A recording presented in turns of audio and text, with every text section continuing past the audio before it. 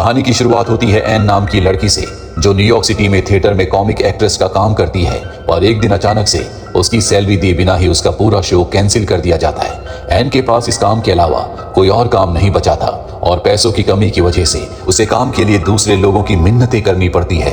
वहीं दूसरी ओर कार्ल नाम के एक फिल्म मेकर को इस वक्त अपने काम के सबसे बुरे दौर से गुजरना पड़ रहा होता है। वो अक्सर अलग अलग जानवरों पर फिल्में बनाता है और इस बार उसका ये काम प्रोड्यूसर को बिल्कुल पसंद नहीं आ रहा होता, क्योंकि उन्होंने कार्ल को पैसे ये सब करने के लिए नहीं दिए। इसी बीच कार्ल उन्हें एक ऐसी रहस्यमयी जगह का नक्शा दिखाता है जिससे पूरी दुनिया आज तक अनजान है और वो अपनी बची हुई फिल्म वहीं पर शूट करना चाहता है। मगर उसके प्रोड्यूसर्स को इस फिल्म में जानवर या कोई रहस्यमय जगह नहीं बल्कि लड़कियां चाहिए थी। इसीलिए उन्होंने कार्ल को थोड़ी देर के लिए इस कमरे से बाहर निकाल दिया। पर इस कमरे के बाहर खड़े कार्ल ने जब बाहर से सुना कि प्रोड्यूसर्स इस फिल्म को पूरा करने की बजाय एक आधी बनी हुई फिल्म को बेचना चाहते हैं, तो वो तुरंत अपना सारा सामान लेकर वहां से भाग गया और उसने अकेले इस फिल्म को शूट करने का फैसला कर लिया। मगर जब कार्ल को उसके प्रेस्टन नाम के असिस्टेंट से पता चला कि उसकी फिल्म की हीरोइन ने भी फिल्म में काम करने से मना कर दिया है, तो कार्ल जल्दी से थिएटर में किसी नई हीरोइन को ढूंढने के लिए चला गया। पर जब उसकी नजर वहां खड़ी एन पर पड़ी तो कार्ल ने उसका पीछा करना शुरू कर दिया। एन के पास इस वक्त खाने के भी पैसे नहीं थे, इसीलिए जैसे ही अपनी भूख मिटाने के लिए उसने एक दुकान से एक सेब चुराया तो उस दुकान वाले ने एन को पकड़ लिया। और तभी वहां पर कार्ल आ जाता है जो एन को छुड़वाता है और उसे खाना खिलाने के लिए कैफे में ले जाता है। अब उस कैफे में कार्ल ने एन को बताया कि मैं एक फिल्म मेकर हूं और मुझे अपनी फिल्म के लिए एक हीरोइन की तलाश है, और मेरा यकीन मानो, तुम्हें देखकर मुझे ऐसा लगा जैसे तुम इसी फिल्म के लिए बनी हो। तब पहले तो एन ने कार्ल के इस ऑफर को मना कर दिया, पर जैसे कार्ल ने उसे बताया कि ये फिल्म जैक ड्रिस्कॉल ने लिखी है तो वो उसके साथ काम करने के लिए मान गई, क्योंकि जैक उसका फेवरेट राइटर है। और अब कार्ल एन को शिप के पास ले आया जिसके जरिए ये लोग उस रहस्यमय जगह पर जाकर फिल्म शूट करने वाले हैं। मगर जैसे कार्ल का असिस्टेंट उसे बताता है कि स्टूडियो वालों ने पुलिस में तुम्हारी कंप्लेंट कर दी है और वो कुछ ही देर में तुम्हें अरेस्ट करने के लिए यहाँ पहुंचने वाले हैं, तो ये सुनकर कार्ल ने शिप के कैप्टन एंगल हॉर्न को कुछ एक्स्ट्रा पैसे देने का वादा करते हुए जल्दी से शिप को स्टार्ट करने के लिए कहा। और कार्ल की बात मानकर कैप्टन ने शिप को स्टार्ट करके सफर पर जाने की तैयारी शुरू कर दी। तब शिप के स्टार्ट होने पर कार्ल शिप में बैठे हुए जैक के पास गया, जिसने फिल्म की आधी स्क्रिप्ट लिखकर कार्ल को दी और वहां से जाने लगा।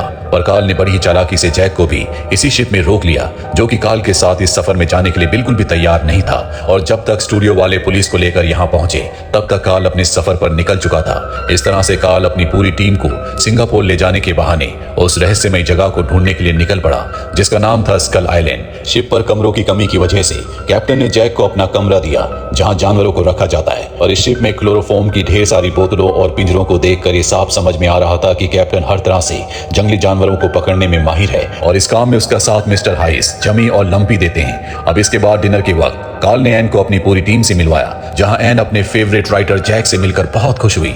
जिसके अगले दिन ही कार्ल ने फिल्म के हीरो ब्रूस और हीरोइन एन के साथ फिल्म की शूटिंग शुरू कर दी। और इसी बीच कार्ल के सिंगापुर जाने की बजाय स्कल आइलैंड जाने का सच सबके सामने आ गया, जिसके लिए कार्ल ने कैप्टन को तो ज्यादा पैसे देकर मना लिया।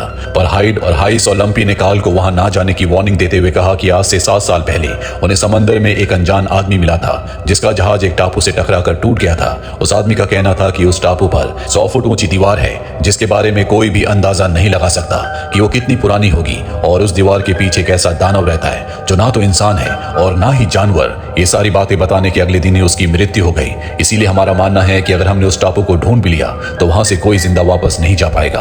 और उसकी बातें कार्ल को बस एक कहानी लग रही होती है, इसीलिए वो उनकी बातों पर ज्यादा ध्यान नहीं देता।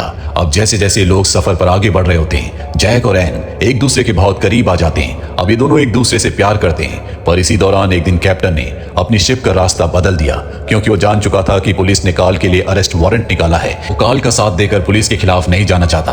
कार्ल कई बार उससे मिन्नत करता है और कैप्टन उसकी बात नहीं सुनता। अचानक से कैप्टन के दिशा बताने वाले यंत्र ने काम करना बंद कर दिया, जिसकी वजह से उनका शिप वैसे ही धुंध की ओर बढ़ने लगता है जैसी धुंध के बारे में उनको 7 साल पहले मिले उस आदमी ने बताया था। तब ये सब देखकर कैप्टन ने शिप को पीछे ले जाने की कोशिश की और उनका शिप हर तरफ चट्टानों से घिर चुका था, जिसकी वजह से उनका यहाँ से निकलना नामुमकिन था। खैर अब थोड़ी देर बाद वहां का मौसम साफ होता है। इन सबको अपने सामने एक टापू नजर आता है, जो कि वही टापू है जिसकी खोज में कार्ल इन सब को लेकर यहाँ पर आया है। तो अब मौसम साफ होने के बाद कैप्टन जल्दी से अपने साथियों के साथ चट्टान में फंसी हुई अपनी शिप को बाहर निकालने की कोशिश करता है, जबकि कार्ल शूटिंग करने के लिए क्रू के साथ नाव में बैठकर उस टापू पर पहुंच चुका होता है, जहां हर तरफ उन्हें इंसान और जानवरों के कंकाल दिखाई दे रहे होते हैं। तब थोड़ी आगे जाने पर एक बच्ची नजर आती है जो इन्हें यहाँ से वापस जाने का इशारा करती है। और इसके बावजूद जब होशियारी दिखाता हुआ कार्ल उस बच्ची को चॉकलेट देने के बहाने उसके पास जाता है तो वो उसके हाथ पर काट लेती है, जिसके इसके बाद इस टापू पर रहने वाले आदिवासी लोगों ने इन सब पर हमला करना शुरू कर दिया, जिसमें काल के 2 लोग मारे जाते हैं। ये देखकर एन जोर से चिल्लाती है, जिस वजह से दीवार के दूसरी ओर रहने वाला दानव जाग उठता है, जिसे वो कबीले वाले कॉन्ग कहते हैं, जिसके दहाड़ने की आवाज शिप पर मौजूद कैप्टन और उसके लोगों तक पहुंच जाती है। इसीलिए वो लोग जल्दी से काल और उसकी टीम को बचाने के लिए टापू पर आ जाते हैं। और अब जैसे कैप्टन ने कबीले वालों को अपनी गोली का शिकार बनाया, तो बाकी कबीले वाले डर कर वहां से दूर भागने लगे और कैप्टन सबको सही सलामत शिप पर वापस ले आया। शिप को चट्टानों से निकालने की कोशिश में सबके सब जुट जाते हैं, पर इसी बीच कुछ कबीले वाले शिप पर आकर एन को उठाकर अपने साथ ले जाते हैं और अपने रिचुअल्स को परफॉर्म करते हुए एन को दीवार के दूसरी तरफ रहने वाले दानव को अर्पण कर देते हैं। वहीं काफी देर कोशिश करने के बाद फाइनली कैप्टन शिप को चट्टान से निकालने में कामयाब हो जाता है। और इसी बीच जैक को शिप पर एक आदिवासी की माला मिलती है। उसे देखकर वो समझ जाता है कि वो एन को उठाकर अपने साथ ले गए, इसीलिए जैक जल्दी से एन को वापस लाने के लिए सबको अपने साथ लेकर टापू की ओर बढ़ने लगता है। लेकिन जब तक वो लोग वहां पहुंचते हैं, बहुत देर हो चुकी थी, क्योंकि वो दानव एन तक पहुंच चुका था। वो दानव असल में एक बहुत बड़ा गोरिल्ला था, जिसे आदिवासी कॉन्ग के नाम से बुलाते हैं। और कॉन्ग पल भर में एन को उठाकर जंगल में ले जाता है। तब एन को कॉन्ग से बचाकर वापस लाने के लिए कैप्टन ने एक टीम तैयार करके जैक के साथ जंगल में भेज दी और खुद शिप पर रुककर इस सब का इंतजार करने का फैसला किया। वही कॉन्ग एन को हाथ में पकड़े हुए अपने ठिकाने की ओर ले जा रहा होता है, मगर एन कॉन्ग की इतनी ज्यादा उछल कूद बर्दाश्त नहीं कर पाती और बेहोश हो जाती है। उधर जंगल में एन को ढूंढने निकले लोगों का सामना एक बहुत बड़े डायनासोर से हो जाता है, जिसे वो लोग अपनी बंदूक की गोलियों का निशाना बनाकर खत्म कर देते हैं। जिसके बाद जैक और बाकी सबको जंगल में घूमते हुए सुबह हो चुकी थी, इसीलिए उन्होंने एक जगह रुककर थोड़ा आराम करने का फैसला किया। इसी दौरान काल को पास में कई सारे डायनासोर्स के झुंड दिखाई दिए, जिसे देखकर वो ब्रूस के साथ उन्हें शूट करने लगा। पर उसकी इस बेवकूफी के दौरान जैसे ही वहां पर शिकारी डायनासोर्स आए, तो सारे के सारे डायनासोर्स उन शिकारियों से बचने के लिए जैक और उसके साथियों की ओर भागने लगे।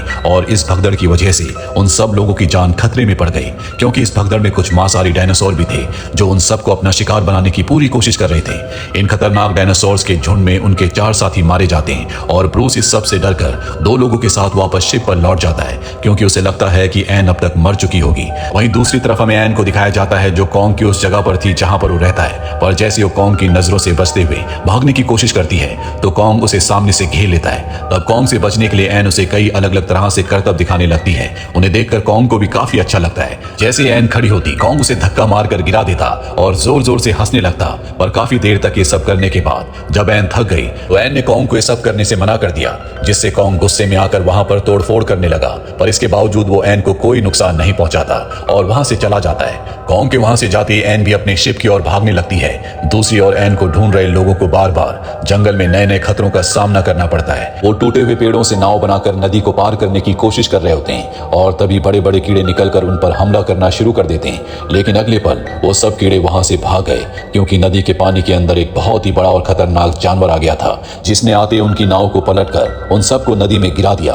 तब जैसे तैसे वो लोग उस जानवर से अपनी जान बचाकर भागते हुए किनारे तक आए, लेकिन इन सब के बीच उनके 2 साथी मारे जाते हैं। खैर, अब नदी से बाहर आने के बाद वो सब लोग गुफा तक आ जाते हैं। जहां गुफा से बाहर आते कॉन्ग हाइस को दबोच लेता है। हाइस कॉन्ग पर गोली चलाता है। कॉन्ग उसे खाई में फेंक देता है, जो देखकर बचे हुए लोग एक टूटे हुए पेड़ के सहारे वहां से भागने की कोशिश करते हैं। पर कॉन्ग ने उस पेड़ के साथ उन सबको भी उसी खाई में फेंक दिया जिसमें उसने हाइस को फेंका था। वहीं हमें एन को दिखाया जाता है, जो गलती से छिपकली के सामने आ जाती है, जो दिखने में काफी बड़ी होती है। और देखते देखते वहां पर एक और छिपकली आ जाती है। एन उनसे अपनी जान बचाने के लिए खोखले पेड़ के अंदर जाकर छुप जाती है, पर छिपकलियां उसका पीछा नहीं छोड़ती। उन छिपकलियों के एन तक पहुंचने से पहले एक बहुत बड़े डायनासोर ने एक छिपकली को अपना निवाला बना लिया। दूसरी छिपकली उससे डरकर वहां से भाग गई।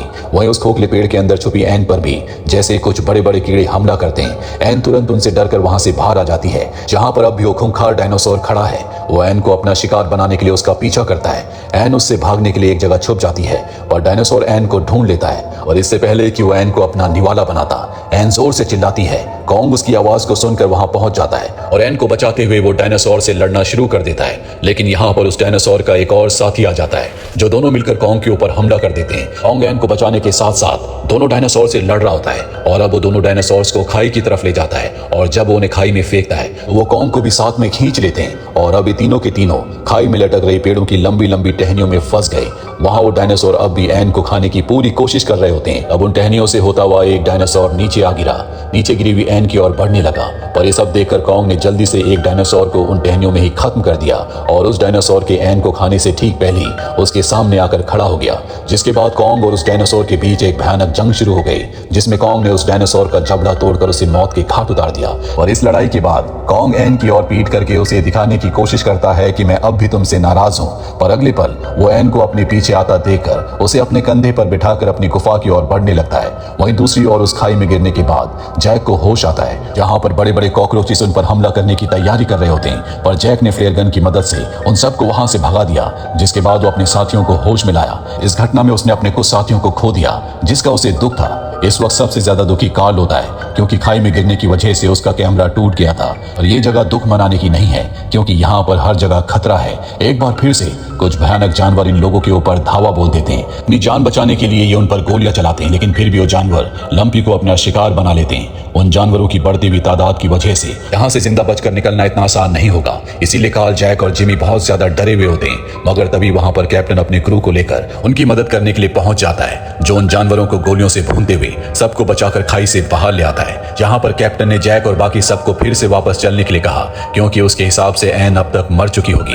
पर जैक को अब भी पूरा भरोसा था कि एन जिंदा है, इसीलिए वो अकेला ही एन को ढूंढने के लिए जंगल के अंदर चला जाता है। दूसरी ओर कॉन्ग एन को लेकर अपनी गुफा में पहुंच जाता है, जहां ये दोनों ढलते हुए सूरज का खूबसूरत नजारा देख रहे होते हैं। पर कॉन्ग अब भी एन से नाराज होकर बैठा था, इसीलिए एन फिर से कुछ करतब दिखाकर कॉन्ग को मनाने की कोशिश करती है और ऐसा करने में वो कामयाब भी हो जाती है।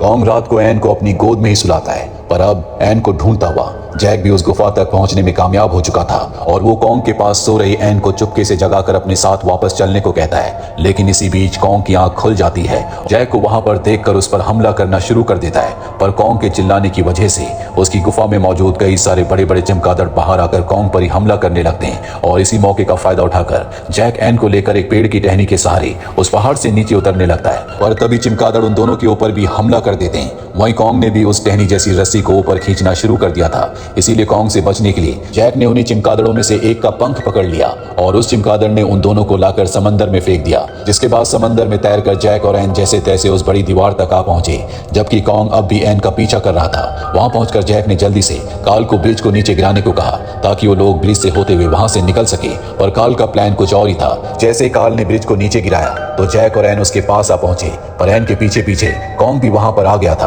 और कार्ल और कैप्टन अपने साथियों के साथ कॉन्ग को पकड़ने के लिए तैयार खड़े थे। उन सब ने कॉन्ग को जाल में फंसा लिया और उसे बेहोश करने के लिए बार बार उस पर क्लोरोफॉर्म फेंकने लगे। एन उन्हें चिल्ला चिल्लाकर कॉन्ग को आजाद करने के लिए कह रही होती है और उसकी बात कोई नहीं मानता। और अब जैक जबरदस्ती एन को वहां से ले जाकर बोट में बैठाता है। कॉन्ग ये सब देख लेता, वो गुस्से में आ जाता है। कॉन्ग के गुस्से और उसकी ताकत के आगे इनकी पूरी की पूरी प्लानिंग धरी की धरी रह जाती है। तब ये सब देखकर कैप्टन ने जल्दी से अपने साथियों को यहाँ से निकलने के लिए कहा, पर कॉन्ग ने उनकी बोट पर हमला कर दिया, जिसमें कार्ल भी मौजूद था। लेकिन कार्ल ने एक जगह पर छुपकर सही मौके का इंतजार किया और जैसे ही कॉन्ग उसके सामने आया तो उसने कॉन्ग के चेहरे पर क्लोरोफॉर्म की बोतल फोड़ दी, जिससे कॉन्ग एन की ओर अपना हाथ बढ़ाते हुए वहीं पर बेहोश हो गया। और कॉन्ग के बेहोश हो जाने के बाद कार्ल ने उसे अपने साथ न्यूयॉर्क ले जाने का फैसला कर लिया, क्योंकि उसके मुताबिक कॉन्ग को देखने के लिए पूरी दुनिया से लोग आएंगे, जिससे वो मालामाल हो जाएगा। कहानी यहाँ से कुछ दिन आगे बढ़ जाती है और आज कार्ल अपने शो में कॉन्ग को पूरी दुनिया का 8वां अजूबा बताकर लोगों के सामने पेश करने वाला था। और कार्ल के इस अजूबे को देखने के लिए लोग भारी मात्रा में जमा हो चुके थे, जिसमें कार्ल के प्रोड्यूसर्स भी थे जो उसे पहले जेल भिजवाना चाहते थे। अब कार्ल अपना शो शुरू करता है, जिसमें उन्होंने कॉन्ग को बड़ी बड़ी जंजीरों से बांधा हुआ था और कार्ल ने कॉन्ग के सामने बिल्कुल वैसे ही सेटअप तैयार किया हुआ था जैसे जंगल में कॉन्ग के सामने एन को पेश किया गया था। लेकिन जैसे ही कॉन्ग ने अपने सामने बंधी हुई लड़की को देखा तो उसे बहुत गुस्सा आया, क्योंकि वो एन नहीं कोई और थी। यहाँ पर कार्ल कॉन्ग के साथ जो कुछ कर रहा होता है एन को बिल्कुल अच्छा नहीं लगता, इसीलिए उसने कार्ल का साथ देने से मना कर दिया था। कॉन्ग अब बहुत ज्यादा गुस्से में आ जाता है। वो अपनी जंजीरों को तोड़ देता है और उस लड़की को उठाकर दूर फेंक देता है। कॉन्ग बहुत ज्यादा गुस्से में होता है, इसीलिए वो तोड़फोड़ करना शुरू कर देता है, जिससे वहां पर लोग डर जाते हैं और चंद ही पलों में पूरा थिएटर खाली हो जाता है। जिसके बाद जैसे ही कॉन्ग की नजर जैक पर पड़ती है, वो जैक को पकड़ने की कोशिश करता है, क्योंकि उस टापू पर जैक ही था जो एन को कॉन्ग से दूर ले गया था। जैक का पीछा करते हुए कॉन्ग थिएटर से बाहर आ जाता है, जहां उसने सड़क पर तबाही मचाना शुरू कर दिया। जैक देखता है कि कॉन्ग अलग अलग लड़कियों को पकड़कर देख रहा है तो समझ जाता है कि कॉन्ग एन को ढूंढ रहा है और जैक जानता था कि एन को वापस पाने के लिए कॉन्ग उसका पीछा जरूर करेगा। इसीलिए जैक एक गाड़ी में बैठकर कॉन्ग को अपने पीछे शहर से दूर ले जाने लगता है और वो कॉन्ग से तेज गाड़ी नहीं चला पाता। कॉन्ग उसकी गाड़ी पर हमला कर देता है जिससे वो बेहोश हो जाता है और तभी एन उसे ढूंढते हुए कॉन्ग के सामने आ जाती है। एन को देखकर कॉन्ग बहुत खुश होता है। कॉन्ग एन को एक जमी हुई झील के पास ले आता है जहां पर वो बर्फ में बच्चों की तरह एन के साथ खेल रहा होता है। वो बहुत खुश है पर इनकी खुशी बहुत ज्यादा देर तक नहीं रहती क्योंकि कुछ ही देर में आर्मी के जवान यहाँ पहुंचकर कॉन्ग के ऊपर हमला कर देते हैं जिससे बचता हुआ कॉन्ग पूरे शहर में दौड़ता हुआ शहर की ऊंची ऊंची बिल्डिंगों पर आ पहुंचता है क्योंकि उसे लग रहा होता है कि इतनी ऊंचाई पर उन्हें कोई परेशान नहीं करेगा। उस ऊंची बिल्डिंग पर पहुंचकर कॉन्ग ने एन को इशारा करते हुए वैसे ही ढलते हुए सूरज की खूबसूरती के बारे में बताया जैसे जंगल में एन ने उसे बताया था। मगर अगले पल वहां पर एयरफोर्स ने आकर कॉन्ग पर हमला करना शुरू कर दिया। कॉन्ग उस बिल्डिंग के टॉप पर जाकर अपनी ताकत के दम पर उनके 3 प्लेन्स को बर्बाद कर देता है। अब जब वो लोग दूर से कॉन्ग के ऊपर हमला करने वाले थे तो अचानक एन कॉन्ग के सामने आकर खड़ी हो जाती है जिसे देखकर उन लोगों ने सामने से हमला करने की बजाय कॉन्ग पर पीछे से हमला किया और जख्मी कॉन्ग एन की ओर दर्द भरी आंखों से देखता हुआ नीचे गिर जाता है और एन चाहकर भी उसकी मदद नहीं कर पाती। कॉन्ग की मौत से शहर के लोगों को कोई फर्क नहीं पड़ा था बल्कि वो सब लोग मरे हुए कॉन्ग के साथ फोटो खिंचवाने में बिजी थे जबकि एन बहुत ज्यादा दुखी थी। कॉन्ग के साथ सही हुआ या गलत, उसके साथ क्या होना चाहिए था, कमेंट बॉक्स में जरूर लिखें। उम्मीद करते हैं कि ये कहानी आपको पसंद आई होगी।